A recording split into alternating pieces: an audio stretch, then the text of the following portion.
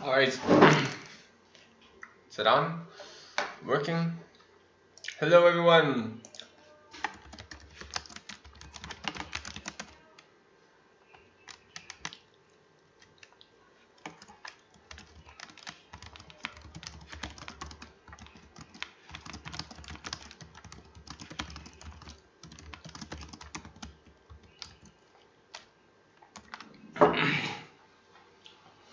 Hello.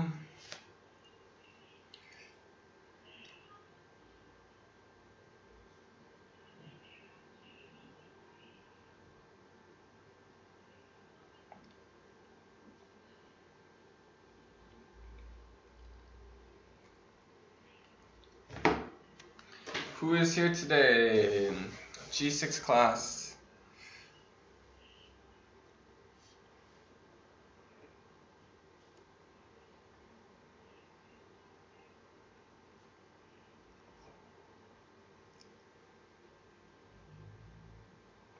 G6.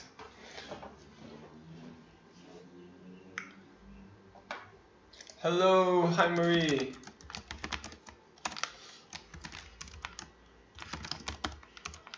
What did you do over the weekend?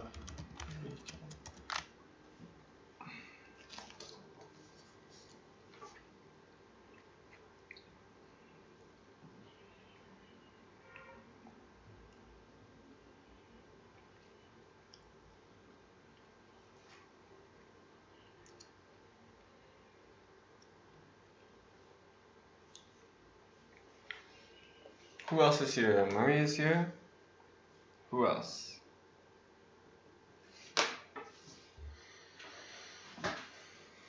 Marie and why is my hair all messy? Who else is here? Come say hello. Marie. Tell me something you did over the weekend. And who else is here?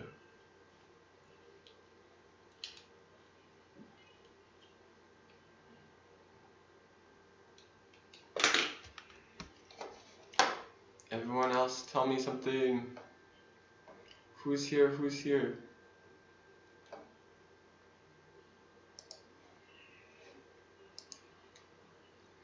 So few people.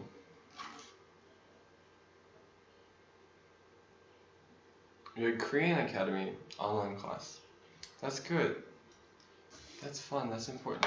I like that. Do you think, is everybody going back to class on Monday? I think most schools are starting again on Monday. That's what I heard. Monday, going to start going to school again.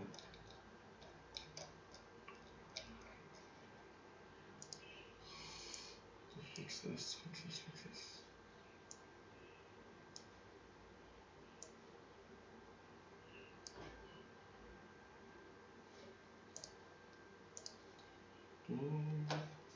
You steal.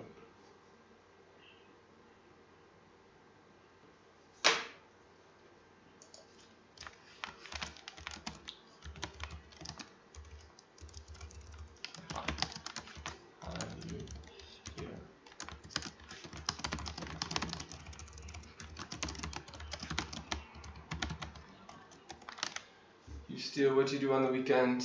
Anything fun? Tell me what you did.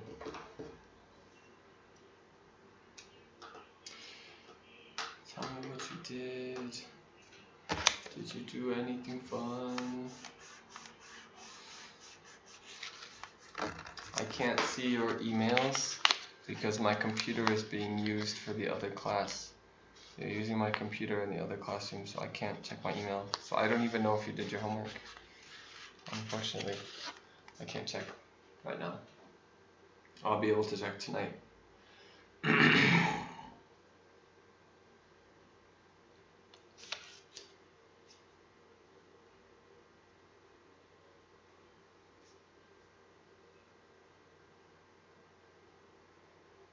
So only the two of you today? Why is this class so small? It's just you two? That's so strange. Strange and surprising. It's a 2-student class? No way. That's such a small class. Who else?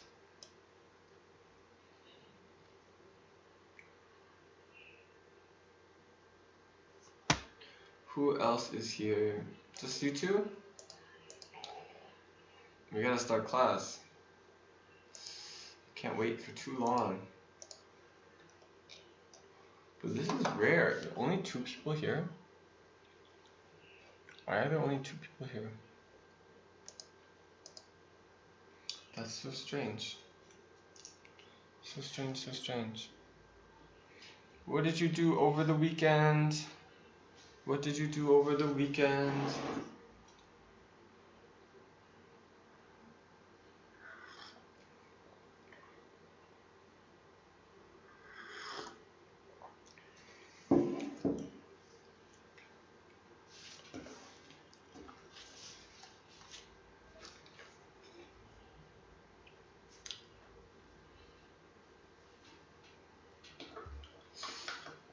Why don't you answer my question? What did you do on the weekend? I just asked you. Alright, well we gotta start. I guess with just 2 students for now. Alright. So we're gonna start by reviewing some RV words. Okay. That's the first thing we're going to do. We're going to start by reviewing some RV words. Then we're going to move on to some other things. Okay. So let's first review your RV words on RT page 4. You have to answer my question. Okay. Let's go to RT page 4. Okay. We're going to review some RV words on RT page 4. Kevin, you still have to answer my question. You can't get out of that. What did you do this weekend? You have to tell me. Okay. Tell me what you did this weekend, then, and let's go to RT page 4. Okay. Both of them. Alright, so let's review these words. We're going to do some review. We've been doing writing and writing. We haven't really been doing much vocabulary. So today we're going to do some vocabulary. My voice is going. I'm talking so much in these online classes. I need to get one of those robot talking things so that robot can talk for me, like Stephen Hawking. No, that's not Amy. That is Daniel. Daniel is here. Hello, Daniel. Daniel, what did you do over the weekend? Hi, Daniel. What did you do over the weekend? Okay, you're supposed to answer my questions. To answer my questions. What did you do over the weekend? Tell me. You have to answer. Otherwise, I'm just wasting time waiting for you. Other students are waiting for you too. You have to answer the questions. Everybody has to answer the questions. That's the rule. Everybody has to answer questions. Everybody has to answer questions. That's a rule. Everybody has to answer questions. That's the rule. I played game. You played a game. Okay. I played a game. You see. I played games. Okay, this is grade 6. I rode my bike. Okay. Let's make complete sentences. Okay. Please. Complete sentences. Okay. You should tell me what kind of games you played. You played computer games, phone games, PlayStation games, Nintendo games. You rode your bike. Where did you ride your bike? What'd you do? You should tell me some more details, okay? You're at a higher level now. I want some more details now, okay? Alright, well we're gonna start, like I said, we're gonna start with some vocabulary. So RT page 4. Let's all go to RT page 4. RT page 4. RT page 4. RT page 4. Everyone go to RT page 4. Okay, so our first word number 1 is hysterical. Hysterical. Remember, this word has 2 different meanings. Did I not just say please make complete sentences? Like I just said.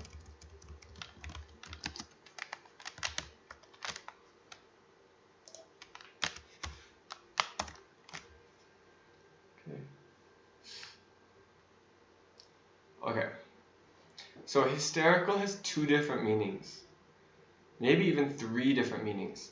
It can be in a panic, so you're really worried about something. It can mean very excited for something.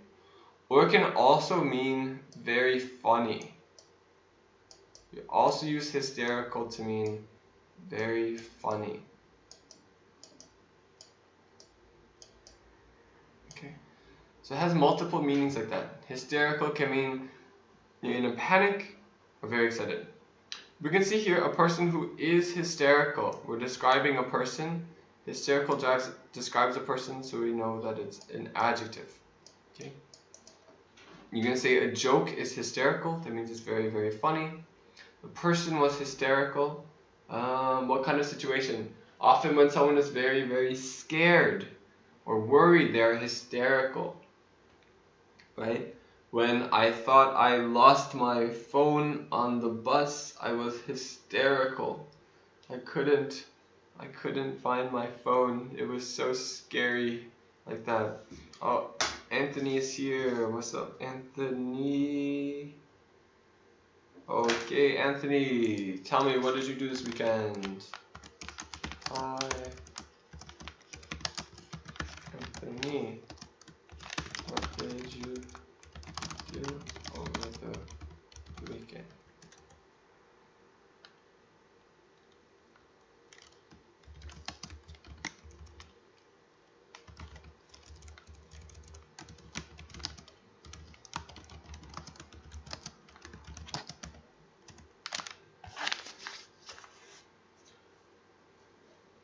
How many people are here now? There's 5 people are watching, but only 4 people have said hello. It means 1 person didn't say anything. Who is our lurker? Come say hello. Okay, we're reviewing RT page 4.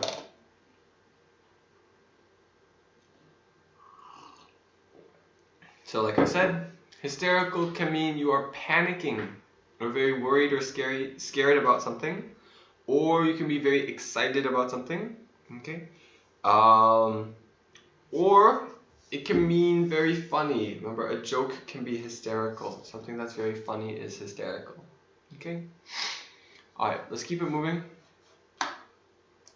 Our next one is crestfallen. Okay. Crestfallen is our next word. Someone who is crestfallen is very disappointed and sad. Okay. We see here someone who is crestfallen. Crestfallen describes a person. Okay? The person is crestfallen, so we know that this is an adjective. Right? Only adjectives describe people. Okay?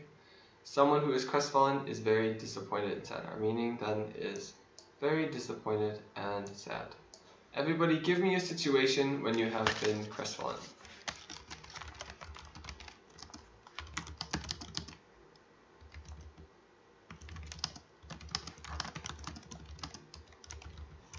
I'll say when you...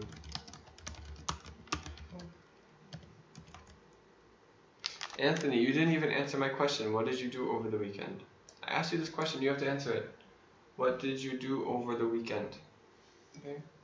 Everybody else, tell me a situation when you were crestfallen. When were you very disappointed and sad? Often you have high hopes for something. You're hoping something good will happen. You're hoping and then it doesn't happen and you're crestfallen, right?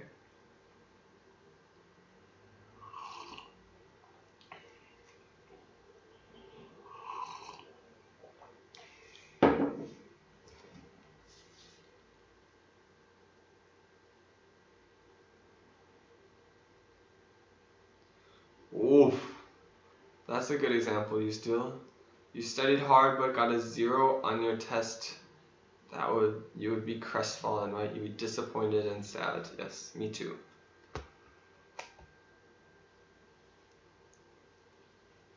Daniel, when I got bad score on the test. Yes, when you got a bad score on the test.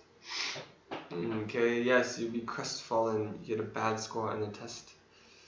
Yes, me too. Me too. I would also feel crestfallen if I got a bad score on the test. Exactly. What about the rest of you? Marie, Anthony, when do you feel crestfallen? When do you feel crestfallen? Answer my questions. Why are you not answering my questions?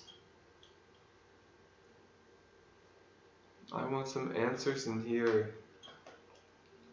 I want some answers. I want some answers. Tell me some answers, everybody.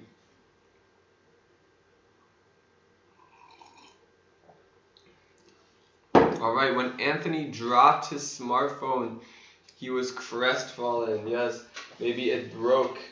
You dropped your phone and broke it. You were crestfallen. That happened to me. But only the back of my phone, not the front of my phone. Just the back of my phone is broken. But I was crestfallen. Yes, me too. Alright, Marie was crestfallen when you lost a game. You lost a game and became crestfallen. That makes sense. I get that. Crestfallen when you lost a game. What kind of game? A computer game? A soccer game? What kind of game do you feel crestfallen during?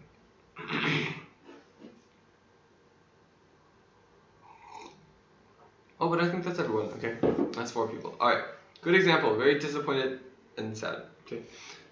Next time when I ask you a question, next time I ask a question, please answer with a complete sentence. You did a good job using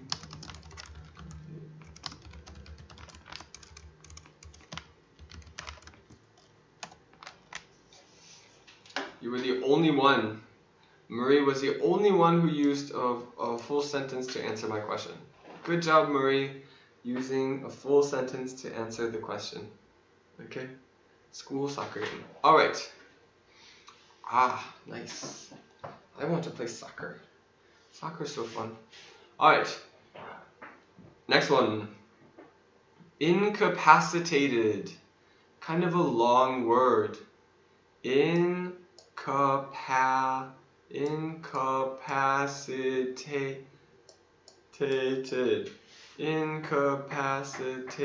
6 syllables, right? Incapacitated.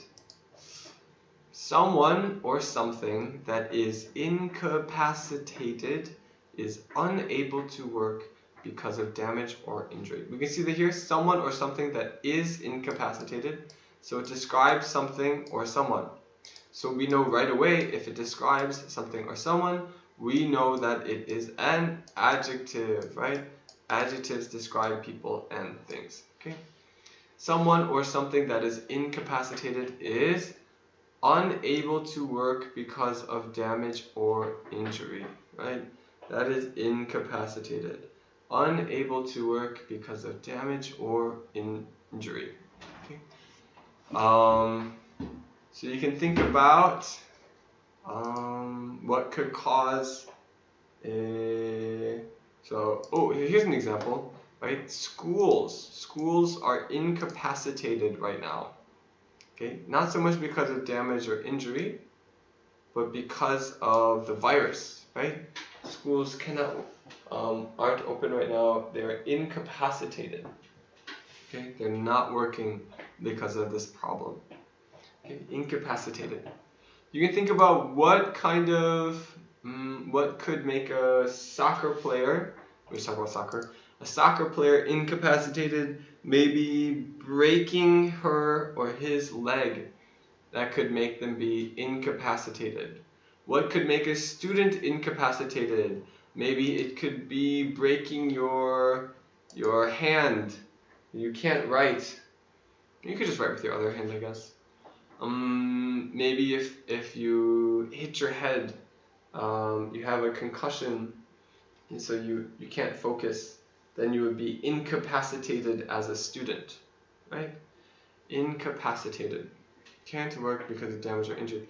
Also, your car can be incapacitated, right? If you damage your car so it can't drive, then your car is incapacitated.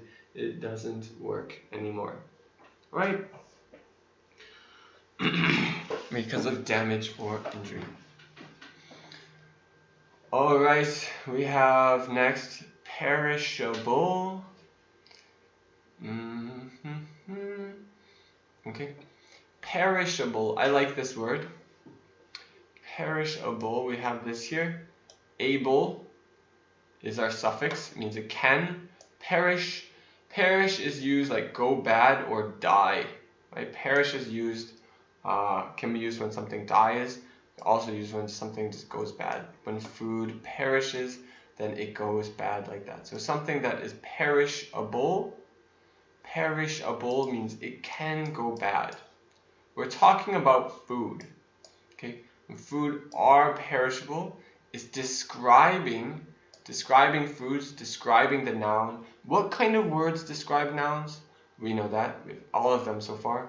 Adjectives describe nouns. Okay, so if we're describing the food, it is an adjective. Okay. Perishable foods go bad if they are not stored properly. Okay, they will go bad. You cannot eat it. Right? If I put a glass of milk on the table and I come back next week and I drink it, it will not be very tasty. In fact, I could possibly get really sick and die. Okay. Hi, Amy.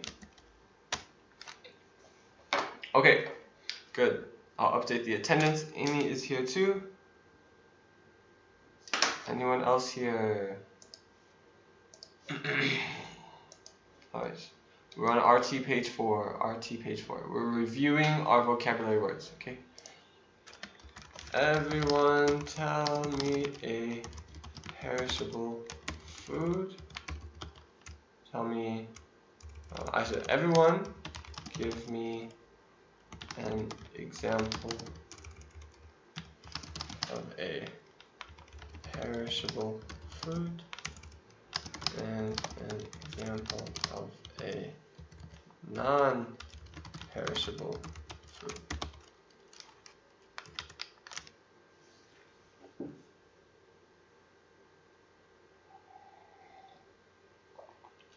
Everyone give me an example of a perishable food and a non-perishable food.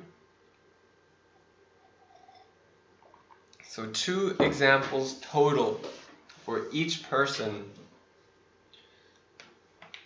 Every person should send 2 examples. 1 example of a perishable food, 1 example of a non-perishable food.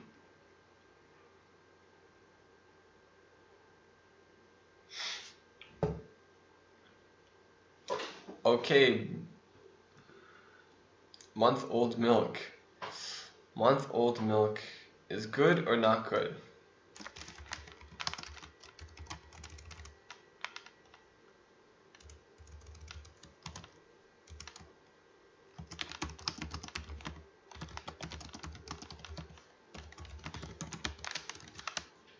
Are you saying that?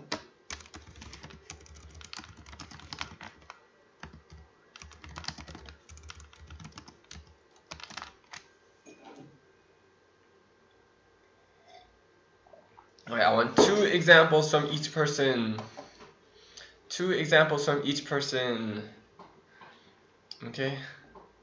Blowfish is a perishable food. An orange is a non-perishable food. Perishable food is rotten fish.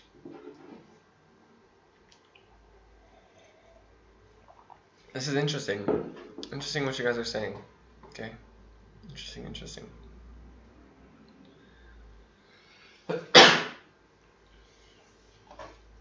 Okay. So let's look at this. Alright, so here. So milk is a perishable thing, yes. We don't have to say a month-old milk. We can just say milk is a perishable food. Right? Perishable just describes a food, not that it's bad, but something that can become bad. Right? If it can go bad just by sitting there, it is a perishable food. So milk is a perishable food. Now we have, right? We have powdered milk, right? You can buy powdered milk like this. You can buy milk like this, and this is not perishable. This is milk that's not. You just put water in it. You put water in the powdered milk, and then it becomes milk. And this will last a long, long, long time, right? This is non-perishable milk. But normal milk, liquid milk, is perishable. Okay.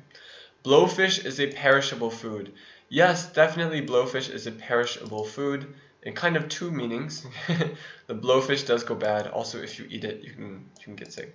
But okay, blowfish. If you leave the blowfish out, if you don't put blowfish in the refrigerator, it will become rotten, right? It's true with all fish. All fish is perishable. An orange is non-perishable. Okay, orange is non-perishable. That's not true, right? What happens? Okay.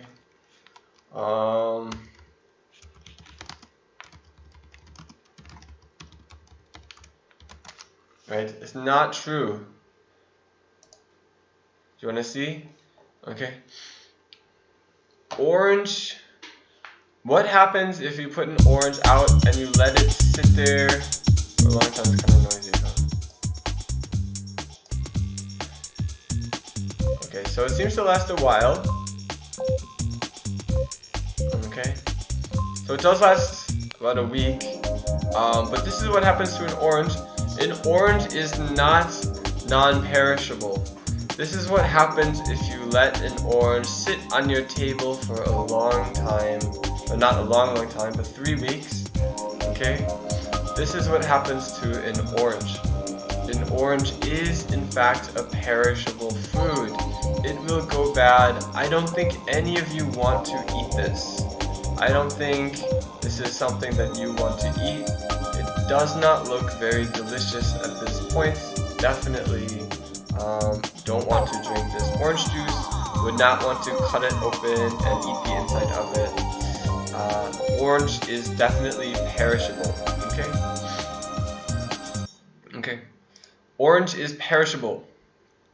Okay, blowfish is perishable, orange is perishable. Perishable food is rotten fish. Okay, we don't say rotten fish. Like I said, perishable is a characteristic of the food before, right? So, perishable food, just say fish is perishable. You could, fish is a perishable food, okay? You don't say rotten fish because perishable describes the food in general, even when it's good. Okay? Perishable just means it will go bad, right? Perishable means you have to be careful about it, that it won't go bad, right? Here's a good example here, right? So milk is an example of a perishable food. Nut is an example of a non-perishable food, right? There's a great example. Here is a non-perishable food. This is the first example of a non-perishable food. Nut is a non-perishable food. Yes, nuts are non-perishable, definitely. They will last a very, very long time, not refrigerated, right? You can just put them in a bag. You can eat them a year later, 2 years later. Okay, maybe 2 years. Some nuts like walnuts might start to be bad. They can be bitter, but you can leave nuts in a bag for a long, long time and they'll still be okay. Okay. Red apple, again, like the orange. Red apples are perishable, like an orange. Okay. The same thing will happen to it. It will mold or bugs will eat it, stuff like that. Okay. Some fish, right? Some fish are not perishable. Right. Some fish dishes are non-perishable. Can you think of an example?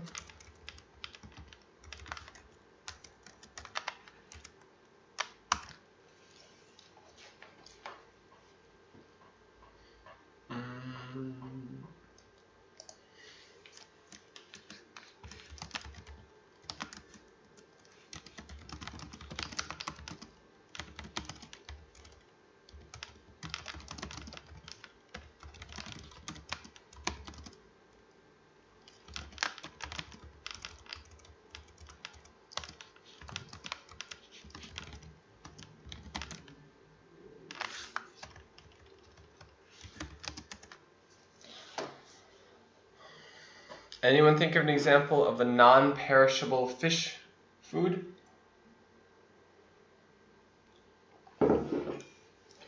I can think of multiple examples of non-perishable fish food.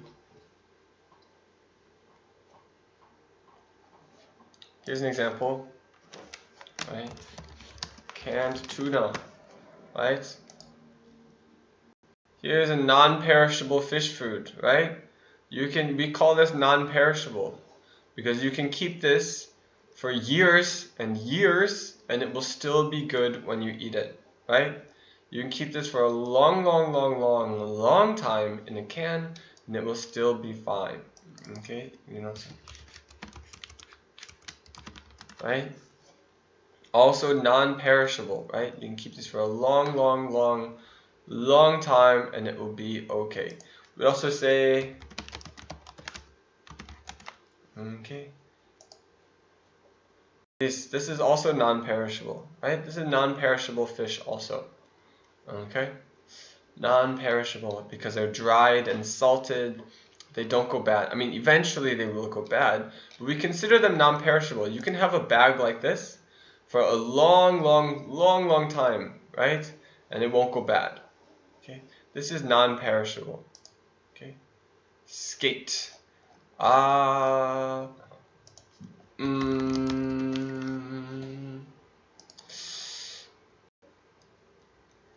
If it's dried, right? Dried.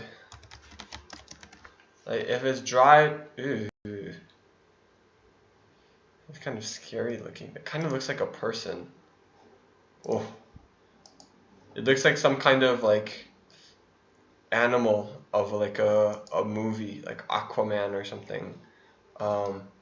Yeah, if usually dried fish and canned fish, right? Dried or canned fish is non-perishable. Okay. Canned food and dried food are generally not perishable. Okay. So, non-perishable foods are things that will last a long time, usually if they're a can or a box or a bag, or there's something dry or salty like nuts, or come in a bottle or something like that, or a jar. Peanut butter, jam is non-perishable, right? You can keep it in a jar for a long time, things like that. Okay, those are all non-perishable. Okay, so they go bad if they're not stored properly. All right, next is lamented. Lamented. This is a nice word. You lamented something, so something you do, right? You lamented something. Okay, so we know it's something you do. If it's something you do, then we know the part of speech. Lamented is a verb. It's something you do. Okay. If you lamented something, you expressed deep regret that it happened, right? I lamented that, right? We use it like this. I lamented that. ... What? Lamented that something. I lamented that the concert was canceled because of coronavirus. I lamented that I didn't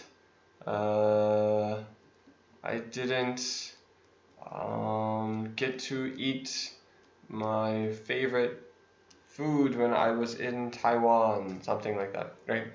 You're sad that something happened or that something didn't happen, okay? Very careful here. A lot of students have trouble using it as a verb. It's something you do, right? You do this. You lament something. My friend lamented the fact that summer was coming. So I wouldn't do that. I'd be happy that summer's coming. Right? There's an example. Right? We have to use it as a verb. It's an action word. Okay. Next one. This one is one I wish I could hear your voices. It's a hard one to pronounce. Hard one to pronounce. Okay. It looks like ricocheted, but actually it is ricocheted. Right. This sounds like ricochet. Right. It looks like shade. It is shade. Ricocheted. That's how we say it. Ricocheted. Something that has ricocheted, has hit and bounced off another object. We can see right here something is doing it. Something is ricocheting. So we know that it's an action. Hit and bounce off another object. So we know it's a verb because it's an action. It's an action, so it's a verb. So hit and bounced off another option. Hit and bounced off another object is ricocheted, right? All right. Next one is ecstatic. Okay, ecstatic. If you are ecstatic, so here we have this phrase here. Ecstatic describes you. If it describes a person, we know that it's an adjective. Bing. And it's very easy. Extremely happy, right? When are you ecstatic? Maybe seeing friends, going to the theme park, getting a nice present. When the sun is rising and it looks very nice, you feel ecstatic. You watch a fun movie, you can feel ecstatic, right? We didn't really talk about ricochet, right? We know ricochet, like bounce off another object, kind of like this. What's an example of ricochet? Let's see some example. What's an example of something ricochet? Something that ricochets. What's an example of something that ricochets? Let's hear some examples.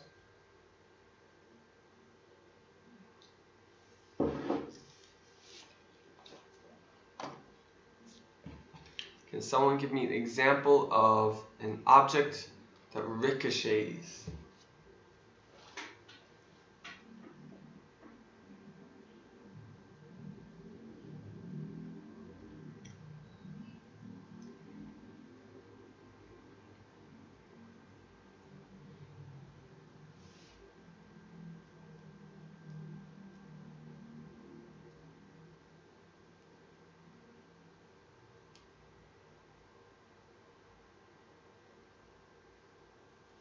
Paper plane is an example of something. Paper plane will bounce off a wall. That's true. A paper plane will often bounce off a wall. Sure.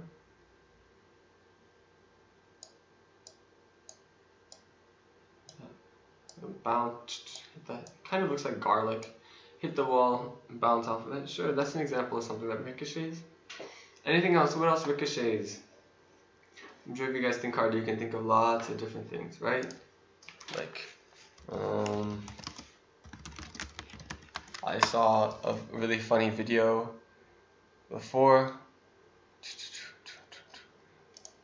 Another example. Oh, here, a ping pong ball ricochets. I can't find the video that I saw. Okay, I'm not going to try looking too much.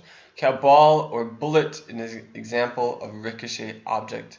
Yes, balls ricochet, tennis balls bounce, right? Ping pong balls bounce. Pool table, pocket balls bounce, right? Basketballs bounce. Okay, that's ricochet. Bullets can also ricochet. That's true. Bullets can ricochet. You have to be very careful if you're... Okay, I can't imagine you guys ever being in a situation like that, but yeah, you have to be careful. That can ricochet too. Hopefully you're not in a situation where you have to think about that. Good examples. Okay, ecstatic, easy one. Right. Last one here is mirth. mirth. Now, mirth is a feeling. So we can see here, a feeling. Mirth is a feeling. We already know right now what part of speech it is, right? A feeling. What is feeling? Feeling is a noun. So mirth is a feeling. It's the name of the emotion or feeling. That looks like nan. Whoa. I wish I had like a touch screen or something. An iPad I could draw on. A tablet. I could draw on it with like a touch pen or something. Be easier than writing with the mouse. Okay, so mirth is a feeling of amusement that causes you to laugh out loud. Right? A feeling of amusement that causes you to laugh out loud. Okay? So mirth is your emotion, right? It's an emotion, the feeling of amusement. All right? Got it? That is mirth. A feeling of amusement. It's kind of hard to use in a sentence, right? It's hard to use in a sentence because it's a noun. We use it like amusement. You say like the room, like we use it in examples like the room was full of mirth, right? And kind of this sort of example can show us how to use it, right? We use it as a noun like this, the emotion. The room was full of mirth. The room is full of mirth. Okay, good. Any questions?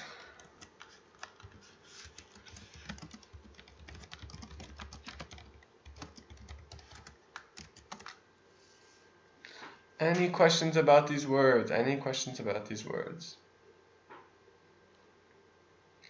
Any questions? Seems like you guys get it pretty well. Perishable is a little bit tough maybe.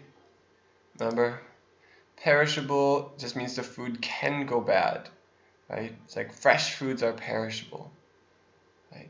Think about the food that maybe, would you send it in the mail to somebody who lives far away, right? You can send non-perishable food in the mail, but you can't really send perishable food in the mail. Okay, I think this is a good one. This is a general guideline for perishable. You can generally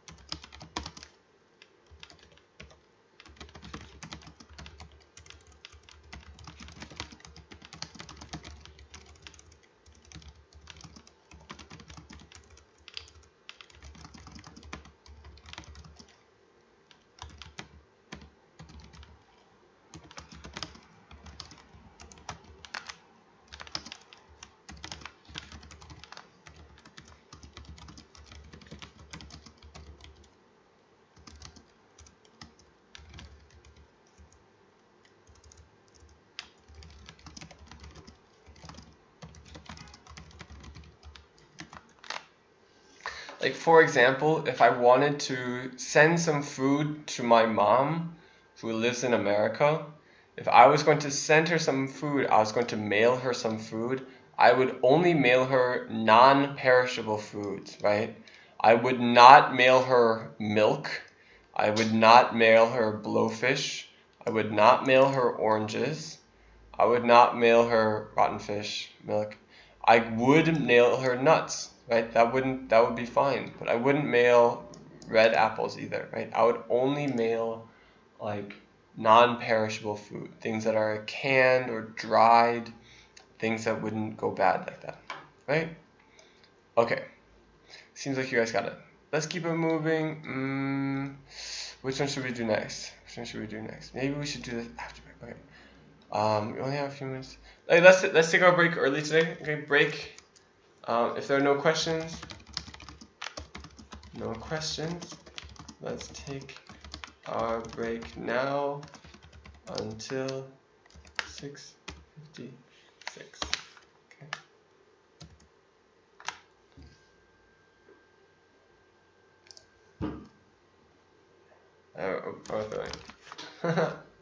I said let's. Oops. If there are no questions, let's take our break now until 6:56.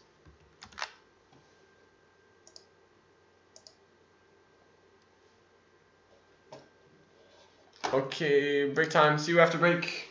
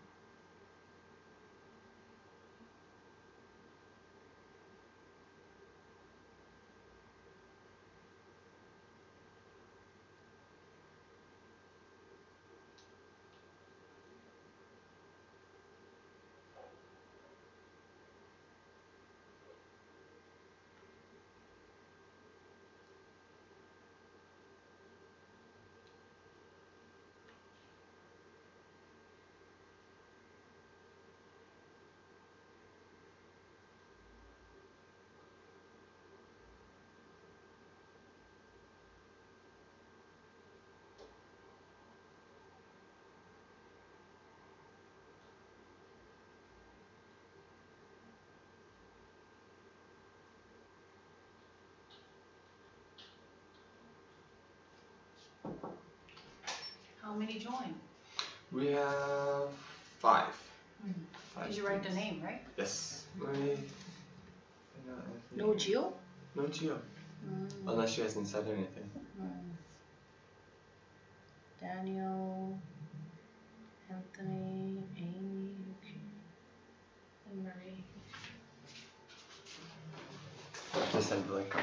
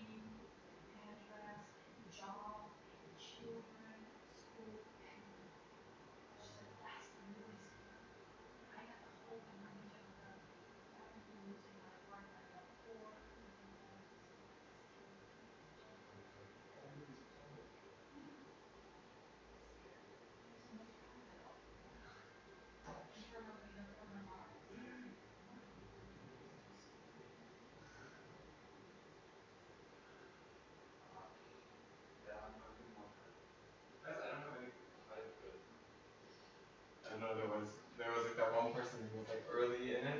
Like he was like lying to the police, like hiding where he had gone. Kind of thing. Englishman, right?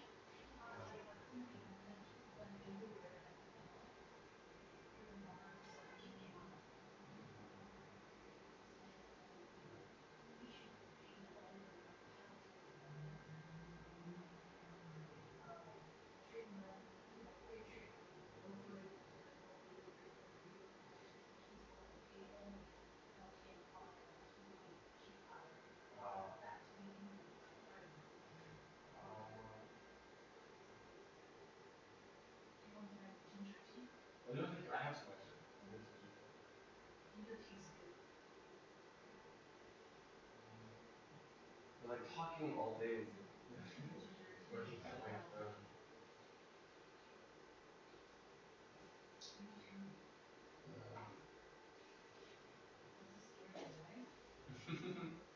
In that building right there. That's right. Ah. She said, didn't you know that? Really?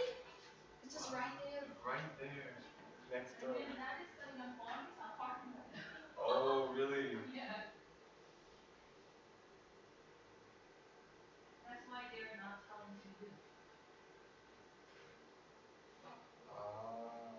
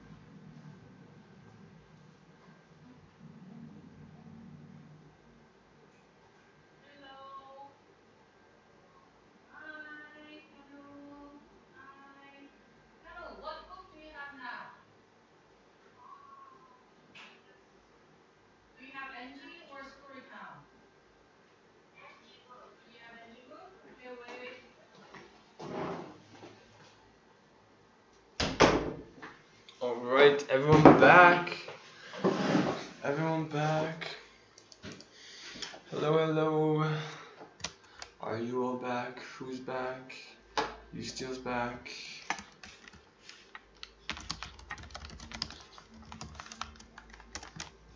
Is everyone back? Everyone being good?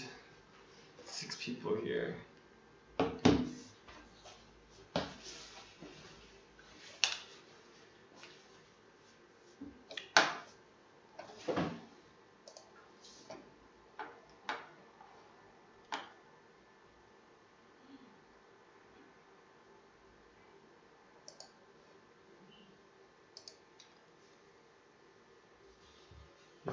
You're back.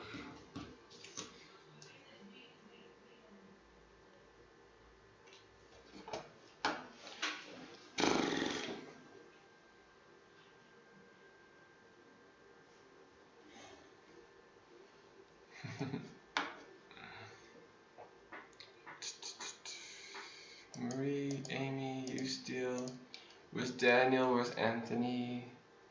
Daniel and Anthony, once you're back, then we'll start.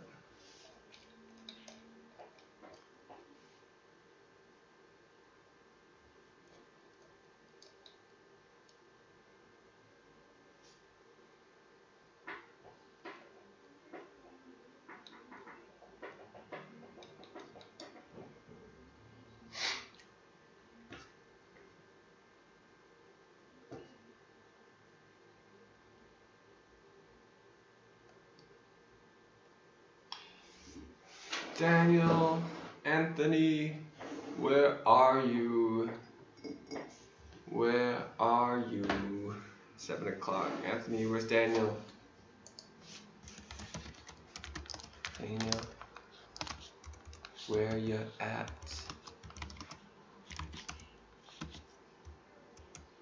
Daniel, are you back? Okay. So let's get back into this. Let's do a fast round of vocab. We'll go fast and then we'll move on to the next part, which is one of my favorite things. So let's learn these words here, or review these words here. Alright, Daniel, where are you? Let's start. Number 1, this is RT page 9. Okay. RT page 9. Survey. Number 1 is survey. When you survey a place, you look around and consider it carefully. Okay. When you survey a place, we can tell right away from the phrasing, you survey a place, it's something you do, we know that it's a verb. Okay. So what does it mean? You look around and consider it carefully, it being a place, right? You consider a place carefully. Look around and consider a place carefully. When might we have to survey a place? Maybe you're in a new environment. You go to a new school. You step into the room and you survey the classroom. Right? You walk into the room and you look around. What does the classroom look like? What does it feel like? What's on the walls? What do the students look like? Things like that. Your new classmates. So you survey the place. Okay? Maybe you move to a new house, you survey the house. Or you're going to move, so you're looking at other houses. You survey, right? Kind of looking around, seeing what is it like. You're trying to understand it or judge it. You survey it. Okay? Next one is inquire. Inquire is a nice one. Sounds very professional. When you inquire about something, you ask for information about it. So we see here, when you inquire about something, you inquire, we know that is action, something you are doing, so we know this is also a verb. And what does it mean? When you inquire about something, ask for information about it. Okay? You inquire, you're asking for information about something. Right? You might inquire to the police about something. You might inquire to the store about how late are they open, or do they have the thing that you are looking for, right? You might inquire to your parents, where did my game go? I don't know, maybe you ask your parents that, right? You can inquire to a bookstore, do they have the book that you're looking for? Things like that. Inquire. Asking for information about something. Alright, next one. Next one is tormented. Switch colors. Tormented. Someone who is tormented, or we see here, someone who is tormented. We can see right now it describes a person. Someone who is tormented. If it describes a person, we know its part of speech is adjective, right? Adjectives describe people. If someone is tormented about something, what does that mean? They are extremely or painful, troubled by it. Okay? Extremely painful or troubled by something, right? Like very worried, or even more than worried. Like it's causing you pain, right? Maybe you're thinking about something bad that happened. You're tormented by a memory or by a regret. You're tormented by your fear, right? Something that bothers you a lot. It can also be something physical. Maybe one day I fell down off my bike and I hurt my back. And I'm tormented by back pain. My back pain is just making my life so difficult. I'm tormented by it, right? It can also be a person. Maybe somebody, like if you're at school, somebody at your school is like mean to you all the time. You're tormented by your classmate, right? Like a bully kind of thing, right? That can happen. Jane is back finally. Okay. Next, meandering. Okay. Take a note here. Look at the way it's pronounced. This looks like meandering. It's not meandering. Okay? You have to be careful here. It's a syllable split. Meandering. 4 syllables. Meandering. Okay? So what does that mean? Meandering. If you are moving slowly with lots of bends or curves in the path, you are meandering. We see you are meandering. Okay? It's what you're doing. Okay, it's a verb. The root is just meander. Right? Meander. Suffix ing. Okay, you are meandering. So what does it mean if you are meandering? You're moving slowly with lots of bends or curves in your path, right? Here is you.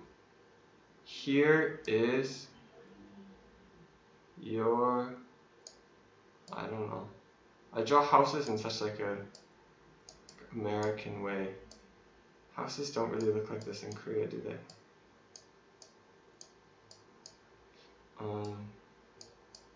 Here's your house, okay? You can walk straight to your house like this, or you can meander to your house like this. This is meander, okay? Like that. Meandering path. Meander around the neighborhood, meander in the park, right? Lots of ways to meander. Okay. Next one. Emerged. When something has emerged from somewhere, it has come out from behind, under, or inside the place, okay? Something has emerged from somewhere, okay? Verb. Right? Past tense verb. Ed. Root is just emerge. Right? To come out of somewhere. Emerged. When something has emerged from somewhere, it means to come out from it. Okay? From behind, under, or inside that place. Right? I emerged from the cave in the mountain. Right? The alien emerged from the spaceship. I don't know what an alien looks like. It emerged, it came out of the spaceship, right? The mouse emerged from behind the tree, right? Like that. Someone can emerge, was swimming, emerged from the water, right? We use from with it. Okay, we often say from, emerged from somewhere. Where did you come out of? Okay. Alright, next one. Hovered. Hovered. If something hovered, it stayed in the same place in the air without moving in any direction. Okay. So if something hovered, we know it's something that you do, right? We know it's an action, so it's a verb. Yes? Erin got the mail, but she cannot get in line. Send the mail again? She clicked on the link and it's not connecting. Did the other students do that? Hey Sean, hey Hanu. You guys have such different bookcases. Oh, Hanu, I like the bookcase in your house. That's very nice. I like the bookcase in your house. I like the way your house looks. She clicked on this and nothing happened? Is she on her phone? Computer. Maybe, did she sign in or something? She sent the link. Doesn't make any sense. I can't imagine any way. And there's an error, that's why she cannot. Oh, wait, she clicked on this? No, not this one.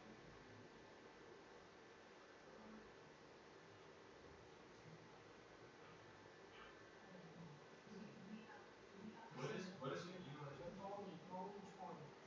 She just got that one, but she can't open it?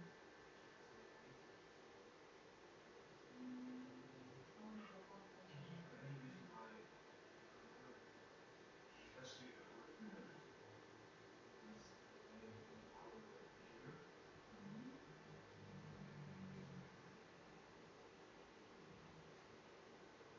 내용이 네. 네. 아직 보내주진 않고 저희가 확인을 했어요. 저는 그 친구랑 지금 메일 보낸 거는 확인을 했는데 그 오늘 간 거가 맞는 거죠. 하신 게 혹시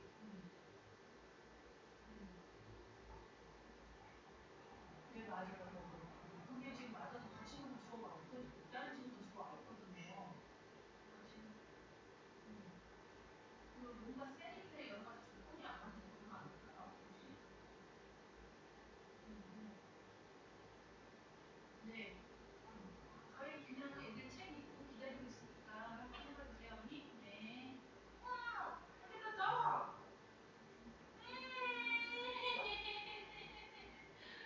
Doggy! Cute! Oh, cute! What's the doggy's name? Wow. Uchu?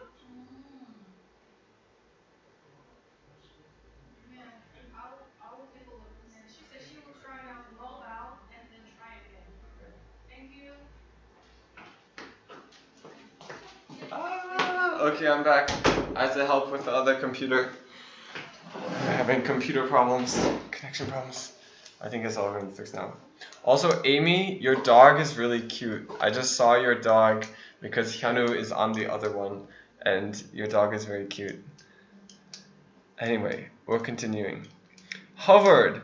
Hovered stayed in the same place in the air without moving in any direction. Okay? Stayed in the same place in the air without moving in direction, right? Verb, stayed in the same place in the air without moving in any direction. Do you understand? Like most birds have to keep moving. They fly around to stay in the air. They can't stay in one place. They're always moving. What? Oh, what? Hyunu is on the video chat in Michelle's class right now. Hyunu is on the video chat in Michelle's class. He's sitting somewhere. There's like a mirror and a clock and a really nice bookcase or something. Yeah, Uju. That's what I said. I saw it. The white dog. A nice bookcase too. It looks like. Alright. So, something hovered, stayed in the same place in the air without moving in any direction. Right? What was I saying? You interrupted me. The birds have to fly, right? Birds have to keep moving to fly, to stay in the air. A bird can't just stop and then float. Well, most birds can't. But some birds can. Some birds can, okay? What are some examples of things that can hover?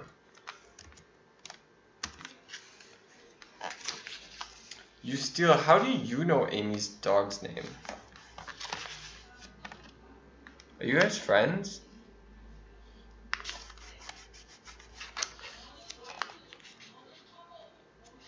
Oh, you're friends with Hyunwoo. You're classmates with Hyunwoo. Oh, right. Let's remember that. Okay, what are some examples of things that can hover? What can hover?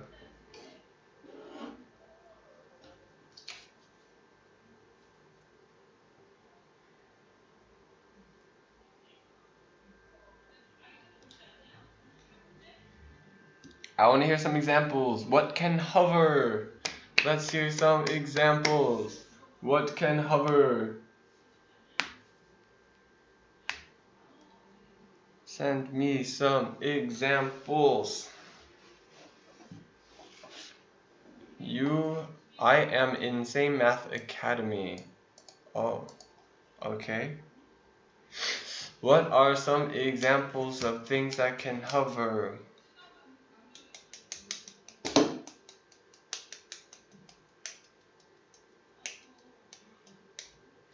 Great example. A bee is an example of things that can hover.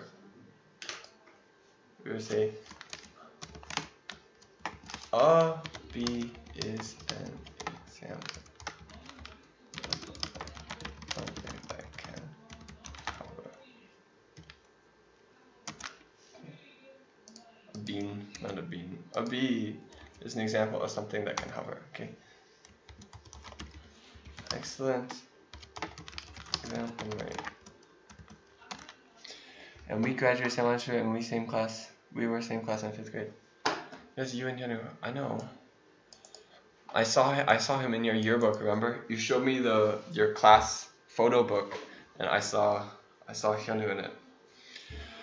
Alright, dragonfly. Yes, a dragonfly can also hover. Right? It's one word. Okay. Dragonfly is one word. Yes. Good example.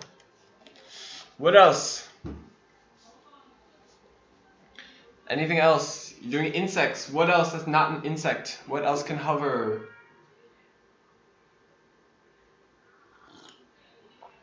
One kind of bird can hover. Right? A hummingbird can hover. Have you seen hummingbirds before? They're really cool. Hummingbirds can hover. What else? Anything else that can hover? You can hover wearing a jetpack. A jetpack can hover. If you have a jetpack. A helicopter can hover, right? There are one or two airplanes that can hover, right? Most drones can hover, right? Many different things can hover, okay?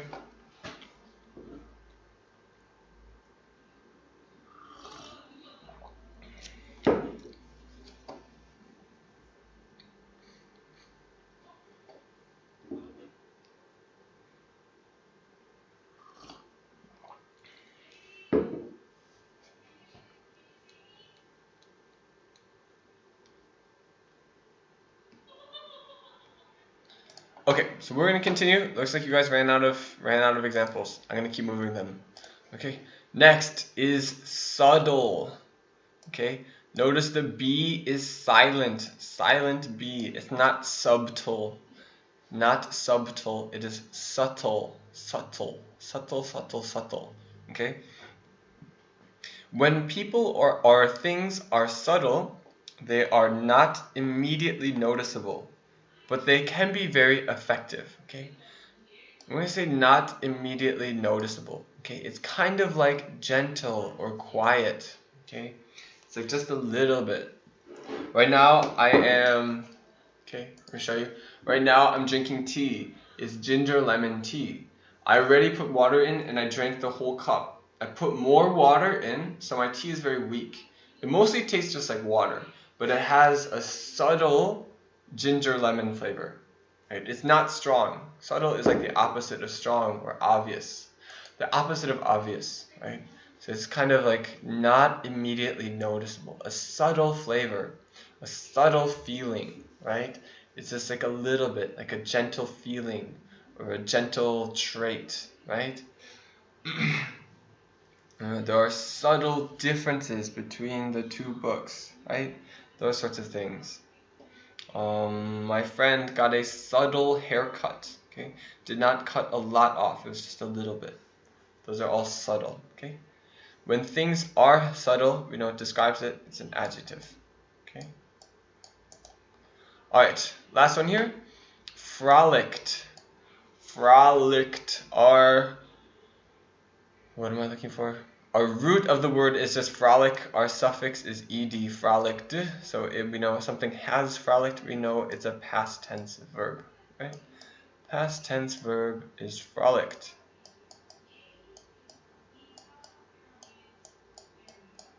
Frolicked is a past tense verb. If something has frolicked, it has played in a happy, lively way, right? Played in a happy, lively way is frolicked. Okay? I like the way these colors go together. Nice color combination. Okay, anyway. Yes, frolic, played in a happy, lively way. Like children frolicking in a field, dogs frolicking. Have you ever seen cows? When I think of frolicking, the first picture that comes to my mind is cows dancing in a field, something like that. I've seen like cows dancing, and made me think of like frolicking, like this. This is what I think about frolicking. I think of cows frolicking. Okay, and I'm about to let the gate, so I'm going to open the gate. Where are you? Like this. The cows are frolicking, right? Look how excited they are. They're frolicking. They're so excited and having fun. I think cows are very cute. I would love to have a pet It's like a cow. stampede. They're very happy. See, they're frolicking. They're dancing. They're running, right? This is frolicking. Okay, this is frolicking. Exactly. Frolic in the field. Frolic something. All right. Any questions here? If you have a question, ask me a question. If you have questions about the words, just ask. Okay. All right.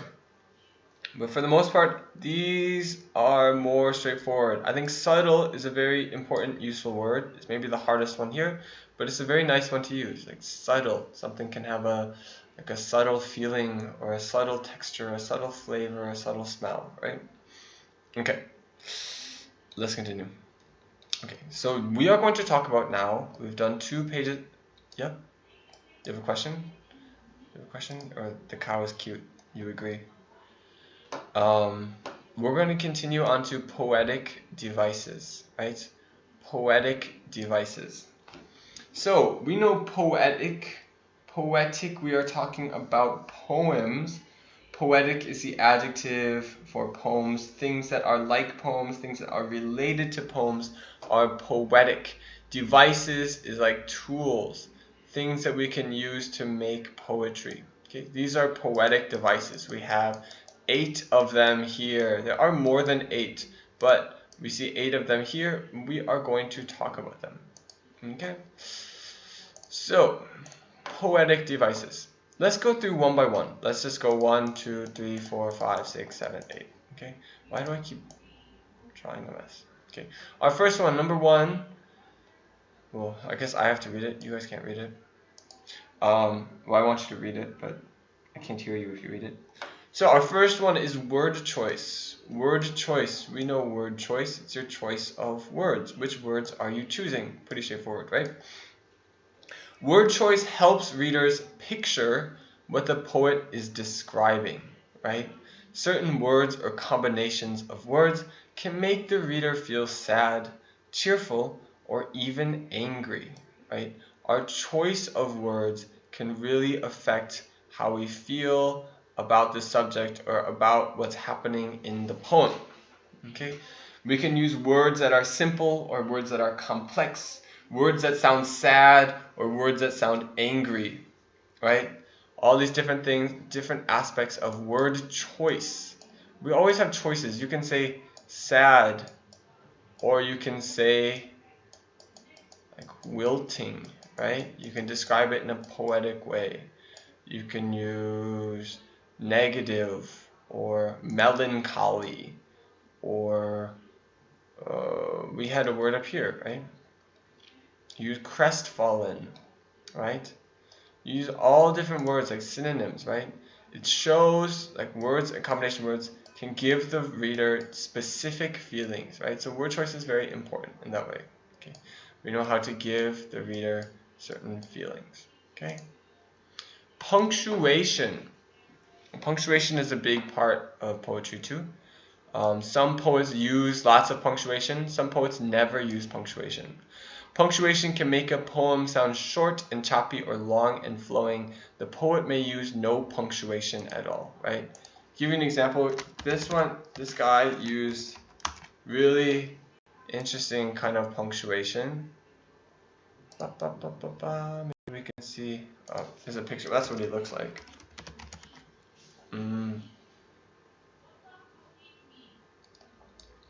Right? He wrote some things that kind of look like this, sort of, right?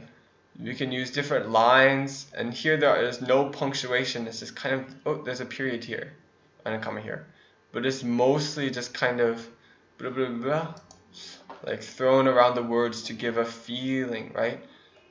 Here, this one, like this kind of interesting use of punctuation, right? Can use the parentheses in it, like so that we look, but then splits that here in the middle, right? These sorts of things, this is kind of more abstract, more like advanced, abstract kind of poetry. But you can use all sorts of different punctuation to give the writing different feelings, right? You can use, he uses lots of parentheses like this, but you can use periods or not periods, right? Emily Dickinson was a very famous American poet too. Right? She used a lot of like dashes in hers. Or hers are more like sentences though, right? The springtime's pallid landscape will glow like white bouquet, comma, the deep empyrean, the village lies today, period, right? Capitalization, commas, periods, like that. It looks like normal writing. Whereas sometimes we can have like, you can have like, you can have poems that look like this, that look like a shape, right? Here's a poem that looks like a video game controller. This is a poem. It's not really much of a poem, is it? Right? Oh, yeah, some of these are weird. All right, anyway. So punctuation, you can choose when you're writing a poem. You can put the commas and sentences in, or commas and periods, or no punctuation at all in your poetry. Okay? Because it's a feeling of rhythm. Right? You can control the rhythm with punctuation. You can make it smooth, or you can make it you go to the dentist. It's so late to go to the dentist. All right, go to the dentist. You still get those teeth cleaned. Brush your teeth. Floss often. I hope you don't have cavities. I love going to the dentist. Have fun. Have fun at the dentist. Okay, right. So you can choose your punctuation in the poem. You can control how it is. Hello, Sean, you're back. Glad to hear you're back. Welcome back, Sean. Okay, we're talking about poems. Okay, do you like poems? Alright, word choice, punctuation, rhythm. Rhythm is the feel or beat of a poem. Some poems have very clear rhythm. Some don't. Some are very smooth and just kind of go together. Some sound like songs. Some are like rap or hip hop, some rhythm of poems, right? All different kinds of rhythms. Some are jazzy. Some are kind of simple and repetitive. Okay, rhythm is the feeling, like a song, right? The feeling of the poem. Rhyme. Rhyme is the repetition. Rhyme is repetition of the same sound, usually at the end of 2 or more lines, right? So we know rhyme like, I just show you a rhyming poem. Let's find a rhyming poem.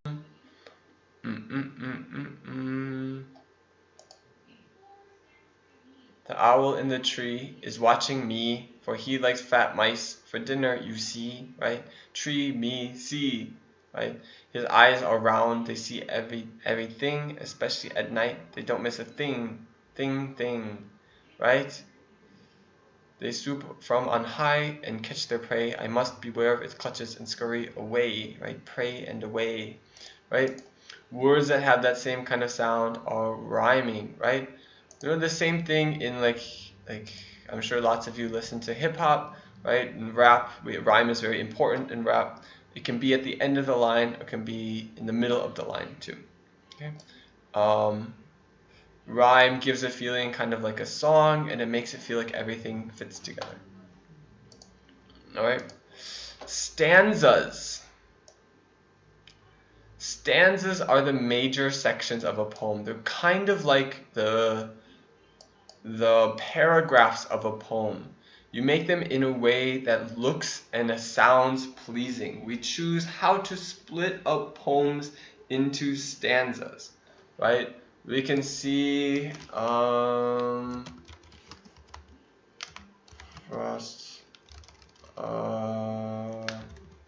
winter night, stopping by the woods on a snowy evening. That's what I'm looking for. Right? Like this, we can see. That's too small. You can't read that, can you? Right? You can see the way that it's split up into stanzas, right? You can see here we have 4 stanzas like this. And it helps us kind of organize it like paragraphs, the way things split together, right? Kind of like paragraphs here. Whose woods these are, I think I know. His house is in the village, though. He will not see me stopping here to watch his woods fill up with snow. His little horse must think it queer to stop without a farmhouse near, frozen like the darkest evening of the year. Right? It's split like these rhymes go together, these rhymes go together, these rhymes. It gives us a feeling of rhythm, and it feels like one poem all together. Helps us organize it. Okay. Repetition is a big part of poems also. Okay. Repetition is repeating. Obviously, repetition is repeating. Right?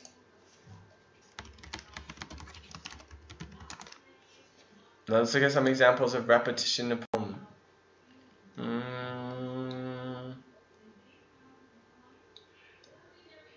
Here's a very, very simple one. It's kind of strange. Last night I dreamt about chickens. They were playing on my pillows. They were nesting in my head. They were walking in my room. They were lying in the bed. Right? We have this repetition, repeating. They were. It's very nice in poems to have repetition. Kind of like a song. Everything fits together, right? Everything in the poem kind of fits together there. Like under the clouds, under the tree, under the sea, right? Under. That kind of thing is nice in poems. We like to have it like that. Right? Just like music, just like writing lyrics of a song. Repetition is important. Okay? Alliteration. This is a nice one too. Alliteration is repetition of the same initial consonant sound. Okay, initial means first. Consonant sound. Consonants are letters that are not vowels, right? For example, alliteration is like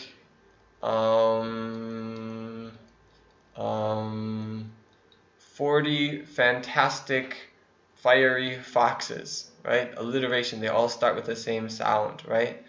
They all start with the same sound, singing songs that are silly for Sam, right? All start with that same sound, that is alliteration. Okay.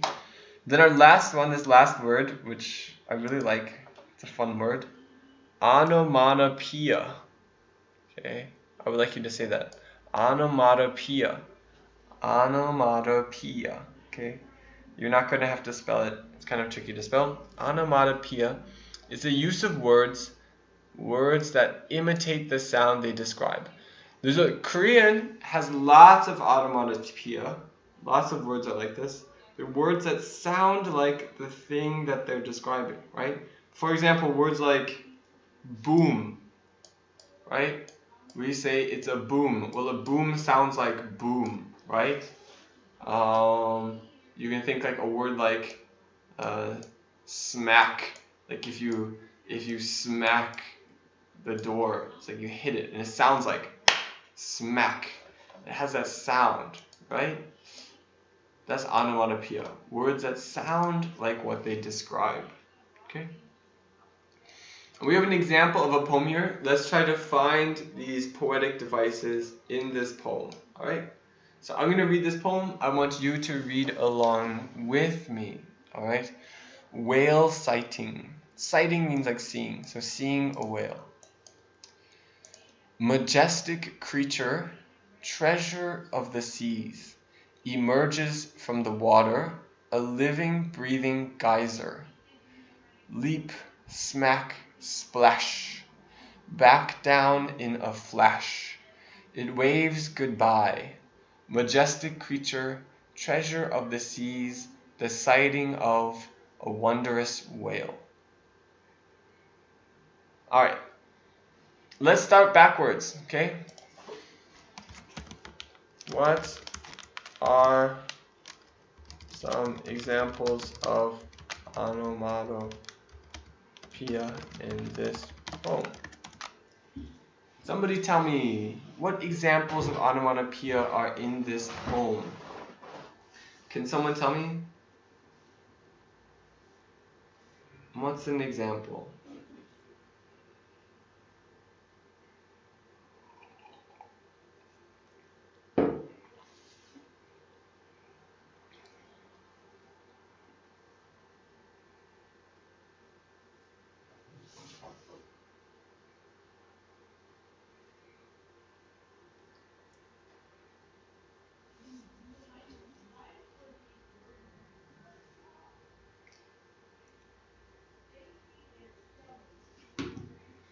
Excellent. Smack is an example here, right? I said smack. This is great. Smack. That's not in this poem. I said in this poem. In this poem. This poem. What is okay? Smack and splash, right? Splash. You drop something goes into the water and it goes splash, like it's and then and that's the sound that it makes. It's something falling into the water goes splash. Okay, great. We have some onomatopoeia there. Anything else? I think that might be it. That's it. Okay, good, excellent. Okay, what about examples of onomatopoeia? Or not onomatopoeia. Alliteration are there in this poem? What examples of alliteration are in this poem?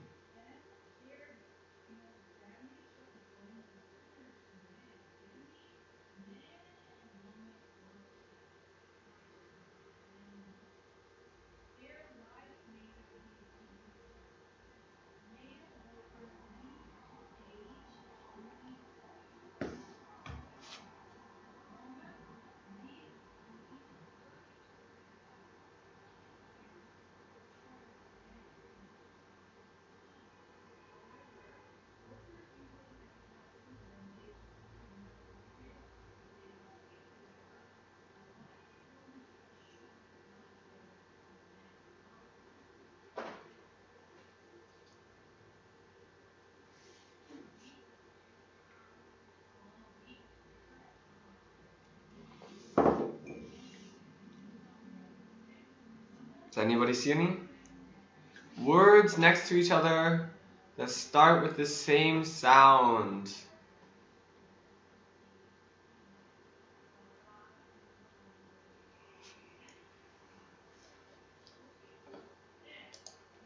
Anybody see any? Words that start with the same sound next to each other?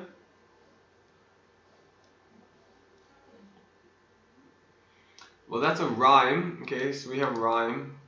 Going out of order. We have rhyme, splash and flash. Splash and flash is a rhyme, right? Alliteration is words that start with the same sound. So, Sean swam the 7 seas to Sicily to sing a song to Sally Cicero about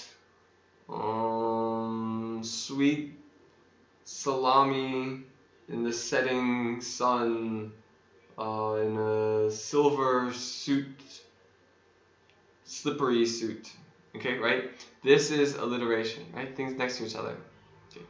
Alright, geyser and goodbye. They both start with the same sound, but they're kind of far away, so it's not really alliteration. Okay. Some of these, there may be only one really good example, but then there's another one that's kind of close, right? This last one here is the most clear example, right? Wondrous whale, right? They're both w. Wondrous whale. Wondrous whale. Okay. The other one here, this is kind of close. The seas, the sighting, right? These are kind of close.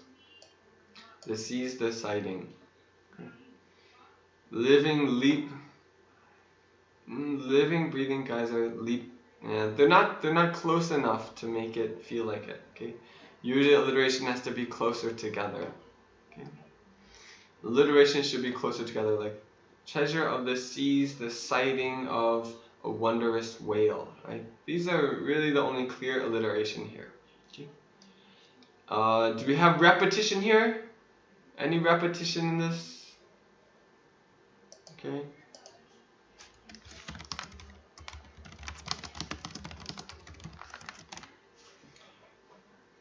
There's some repetition in here. What is the repetition in here?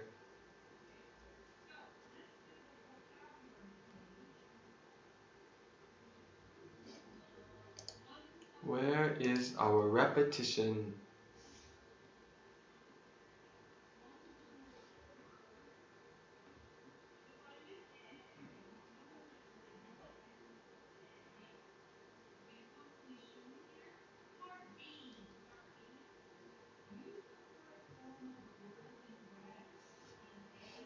Alright, we see majestic creature here, right? Majestic creature. Majestic creature. There's more also. It's not just majestic creature. Right, there's these two together. Yes, majestic creature, treasure of the seas. Exactly. It's a 2-line repetition.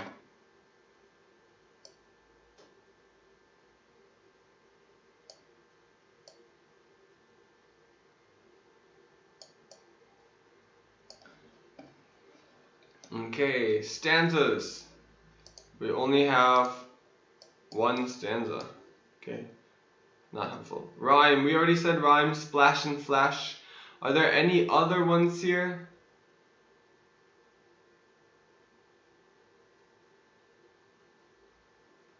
No, not really any other rhyme. Okay. Rhythm.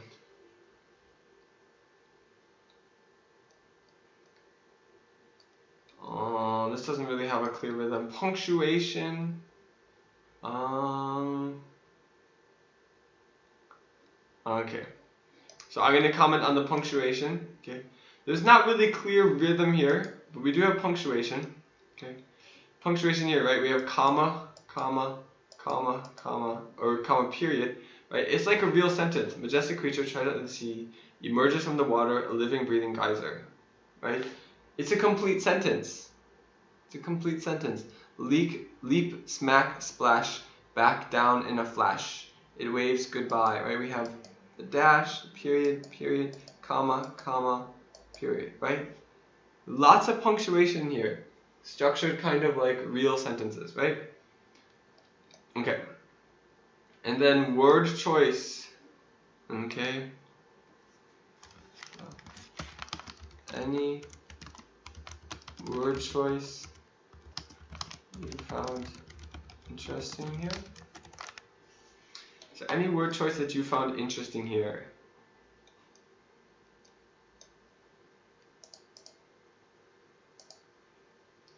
Interesting word choice. Anything?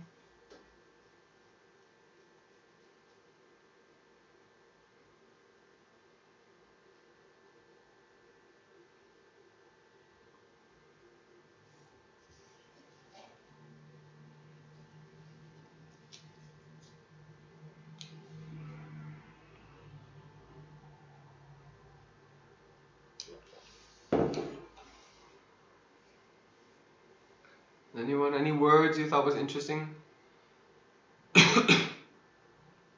There's one word here that I think is interesting.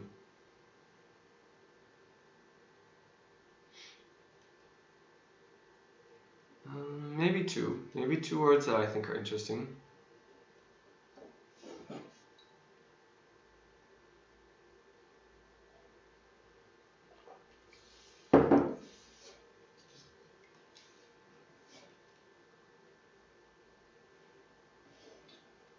You had no idea geyser existed. It was kind of like a geology word.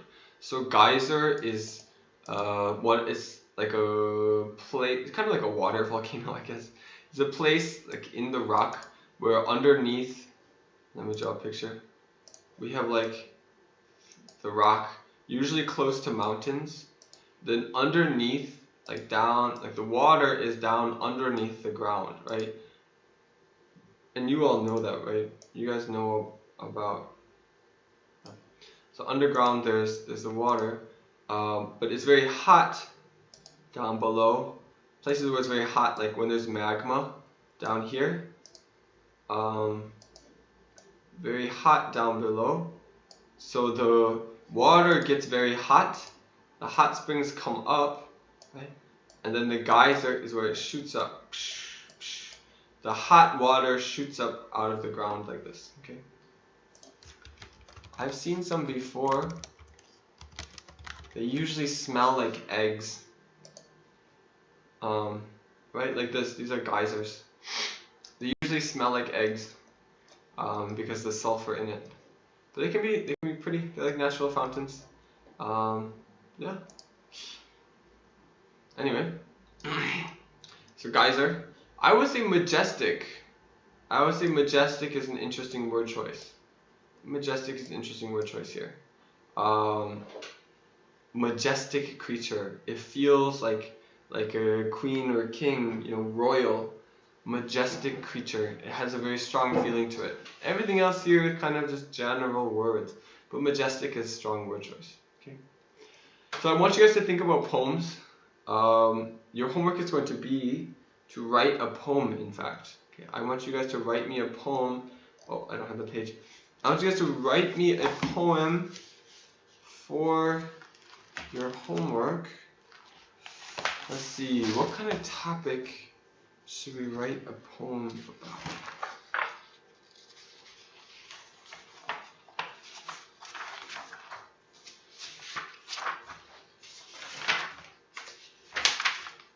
What can we write a poem about? Okay. You can write on any subject, but you probably want a more narrow idea, right? Okay. So, everybody look at this page. You're going to want to look at this page for your homework, okay? Your homework is write a poem using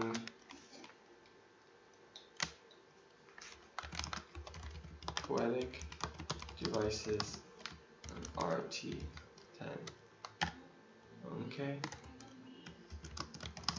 Can be on any subject. Okay?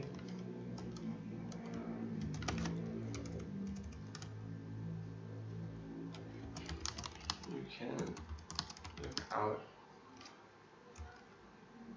But if you don't know what to write it about, you can look out the window and write a poem about what you see.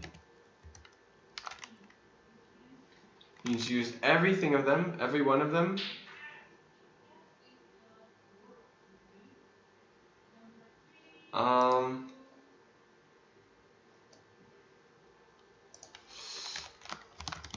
I want you to carefully consider each of these devices.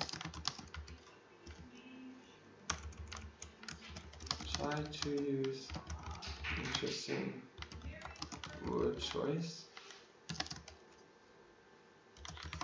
Think about how punctuation affects your poem. You can choose to have no punctuation if you want.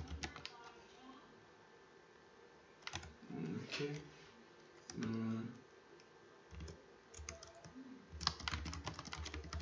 I would like your poem to have some rhyme and rhythm this time.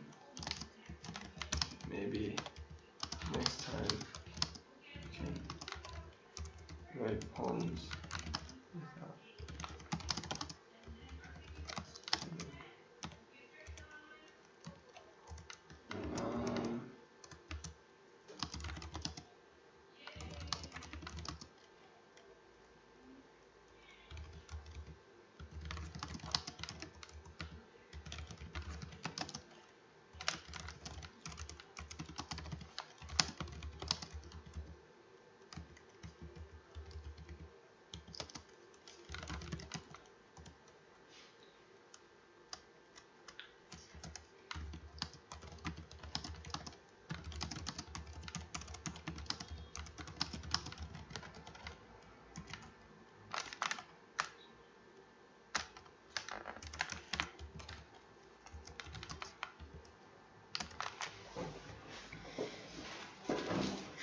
Okay, so I want some nice poems from you guys.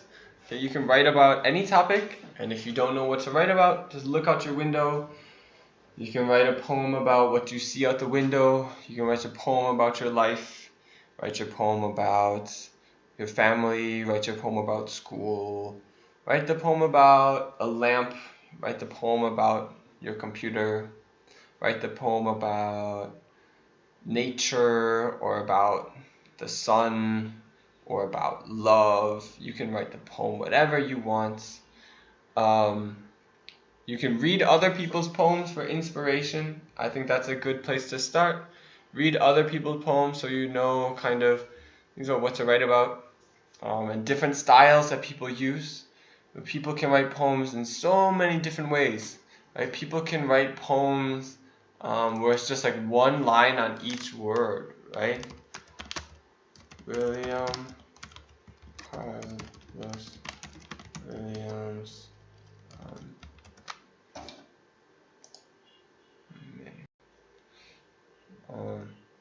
Right? Like this poem, I wish I had a full vision of it. Right? Like this is the whole poem. It's so short. Right? There's just like one line on these, one word on most of these lines. Right? It's a very famous poem because it has such strong feeling in these simple words. Green, stiff, old, bright, broken branch, come white, sweet May again. Right? It has this feeling about spring. I want you to try to put some feeling into your poem. Think about something in your life that gives you emotion, something that makes you feel something. You write a poem about it. Try to capture the feeling of it. Okay? I would like some repetition and alliteration, like I said, but not super necessary. I would like it though. Okay? So I'm kind of flexible with it, but I want like a well thought out poem. I want you to think about each of these things while you're writing. Write it and think, what is the rhythm of my poem? Try some different punctuation. You put some commas in here, is that better? Or if I just split to the next line, is that better? If I have the periods, is it better? If I have no periods, is it better? Right? Take it out and read it again, put it in, read it again, compare. Right? I want you to be thinking about poetry, thinking about how these things can change. It's very different from other parts of writing, but it's a very important part of literature. Okay? All right. Well, that's it for today. That's the end of our class. It's 7:54. Good. Some people weren't here today. I'm glad that you could make it. I hope you guys learned some things about perishable foods or about just anything.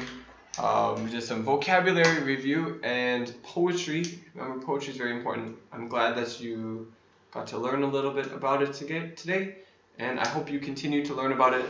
Maybe look some up on the internet, read some poems. If you want poetry recommendations, I can send you my favorite poems. You can ask me for that. Okay, you have my email address.